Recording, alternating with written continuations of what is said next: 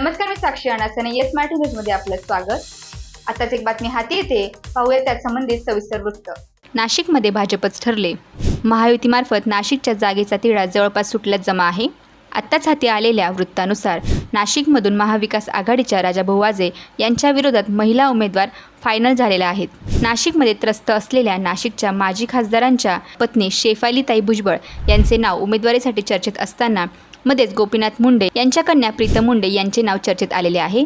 प्रीतम मुंडे या सध्याच्या बीडच्या खासदार असून गोपीनाथ मुंडे यांच्या नावाचे वलय असल्याने नाशिकमधून ओबीसी समाजाचे मते मोठ्या प्रमाणात घेऊ शकतात व नाशिकमध्ये भाजपचे 3 आमदार व नगरसेवक असल्याने ही जागा शिंदे गटाऐवजी भाजपला सोडवून घेण्यात भाजपच्या पदाधिकाऱ्यांना यश आल्याचे समजते. एकंदरीत पंकजा मुंडे यांची उमेदवारी बीडमधून दिल्याने प्रीतम मुंडे यांचे पुनर्वसन नाशिकमध्ये करावे असे काल रात्रीपर्यंत ठरले होते. परंतु महिला उमेदवारच द्यायची असेल तर शेफालीताई भुजबळ यांना उमेदवारी द्या, त्यातही भाजपच्या चिन्हावर लढण्यास तयार असल्याचे समजते. यानंतर हेमंत गोडसे यांना थांबवण्याशिवाय पर्याय नाही किंवा ते उमेदवारी करणार नाही असे वृत्त आहे.